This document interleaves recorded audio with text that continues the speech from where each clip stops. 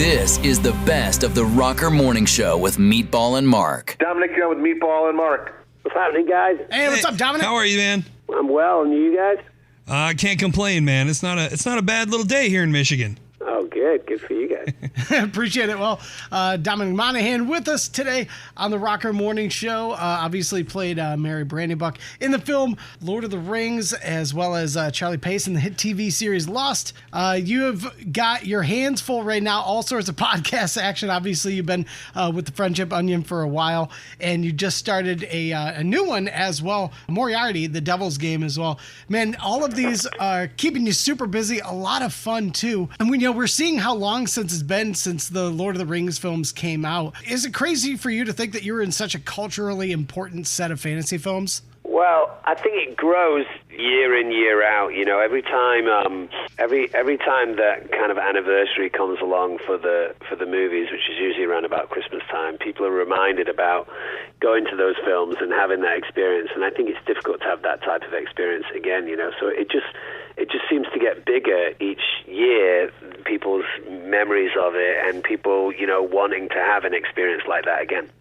Absolutely. For people who are new to the podcast of Friendship Onion, who have you had on there so far? Because it's you and Billy Boyd, and I'm curious what your favorite part of doing that podcast is. Yeah, it's myself and Billy Boyd. I mean, it's usually just the two of us sat around talking nonsense. Obviously, that's really fun, and we get a chance to, talk about New Zealand and talk about those movies a lot, which is, fun. But more often than not, we're just sat around, talking about nothing in particular. It's kind of a show about gibberish and nonsense, really. But we've had Elijah Wood on, obviously, and we had Brian Greene, a really famous and well-respected quantum physicist. We recently had Dante Basco on, the guy who played Rufio in Hook. Oh, yeah. We've had Richard Taylor, who runs Weta, Peter Jackson's special effects company. We had Sean Astin on recently. We have a bunch of different guests from a bunch of different places. Obviously, with the recent success of Top Gun Maverick, we recently had a kind of former fighter pilot on to talk about all those things. Cool. So yeah, we have guests from all over the place. Is there like a lesser or unknown kind of story from the time of filming the Lord of the Rings movies that maybe you've shared on the podcast, or maybe you could tell us here? Man, I don't know what is left to say about those films, honestly, because it's been like over 20 years now of us talking about it, and there's been a lot of stuff that has been said. We're hoping that at some point in the not too distant future, someone will be smart enough to try and bring us all back together. Because obviously we're not spring chickens anymore. I mean, Right. both Peter Jackson, Andy, and McKellen are not young men anymore, and it would be great for all of us to sit around a table and catch up with each other, because for all of us to be in the same room, I don't think it's happened since those films come out. And there are stories to be told there, but I think it would be great if some big network tried to make that happen. Sure. Now, you've got another podcast, too, which this one's really intriguing to me. It's not a conversational one, but it's story-based. The Moriarty, the Devil's Game podcast. This actually paints Sherlock Holmes' biggest nemesis, who you play, Moriarty, as innocent in all of his crimes, right? Yeah, that's right. I was kind of sitting around with a production company that I was working with, trying to figure out what we were going to do, and we were talking about the world of Sherlock Holmes, and made mention of the fact that arguably the second most charismatic character in Sherlock Holmes, the canon, is Professor Moriarty, and he's always painted as this quote-unquote bad guy. And we said, what if it wasn't exactly as it seems? What if he's misunderstood? What if he's framed for certain things? What if he's, kind of paranoid and on the run? And from there, we turned it into a podcast in which it's still the world of Sherlock Holmes, but Sherlock Holmes is a bad guy, and Professor Moriarty is our hero trying to clear his name. That's such a unique take on that story, and I've listened to a little bit of it. I got to listen to the trailer and part of the first episode. I'm not through it yet. Are there plans to expand this, to keep going with more episodes? And I mean, I think it'd be a pretty fun TV show too. Yeah, we're definitely hoping to expand it. In fact, anyone that's listened to it, it's available on Audible right now. The best way for us to try and do that is if you guys write a review and rate us, then it will give us a chance to make it, because obviously it's an in-house Audible show, and they read all of those comments, and the more people that want us to make a second season, the more chance there will be for us to do it. And then in terms of TV, that's something that we're already thinking about. So, I guess watch this space would be the best thing to say. Sure. Right. Sure. Well, I'm headed over there as soon as we're done with this interview to give you a positive review on that Audible series, because it's what I've heard so far is just phenomenal. So you are actually doing some TV stuff now. You've got Moonhaven, your TV show. You play the character Sarno, and actually just picked up for a second season, right? Yeah, so we shoot in Ireland, beautiful part of the world. I'll go back there probably sometime in February or March of next year to shoot the second season. And yeah, I play a detective called Paul Sarno. He's part of a community of people that live on the moon in this kind of utopian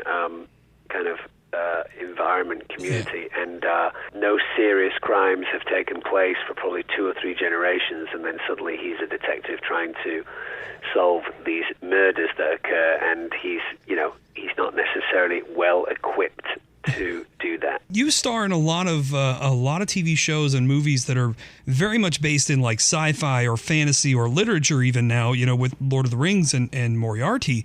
Like, do you find it more...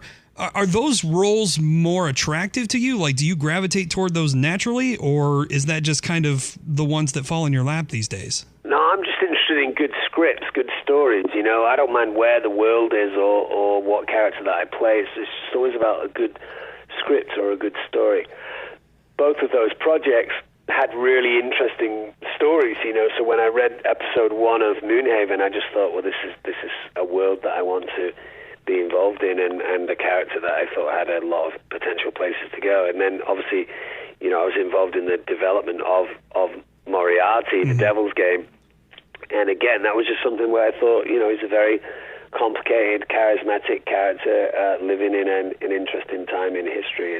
And for me, it's just all about good scripts. I really don't have any problems going anywhere in particular. Going back to Lord of the Rings too, with the new series coming out on Amazon, are you excited that the Middle-earth universe is getting to grow and continue, even with the limited source material from J.R.R. Tolkien? Just curious what you think about it. There was whispers of it for a while, but when they finally announced it, I know I was excited. I'm curious to get your feelings on it as well. Yeah, look, it's the world of Tolkien is fantastic, and he's just an out-and-out genius writer. That guy. I mean, he's one of our great writers, Tolkien, so going back into that world and exploring that world, it will be fascinating. And as an audience member, instead of someone so close to it, it will be great for me to be able to watch it without any kind of, any of my own opinions being too strong about it, or it being different because of those opinions, So I'll just watch it as someone who's interested in how other people are exploring the world of Tolkien. But yeah, I mean, it'll be fun. I wish those guys a lot of luck. I hope it turns into something very successful, and I'll certainly be watching. I was curious. I was going to ask you if you thought maybe there's any way that they could write, you guys back into that series, because, you're some of the most lovable characters from that entire series, We'd love to see you again. Yeah, I hear you on that one.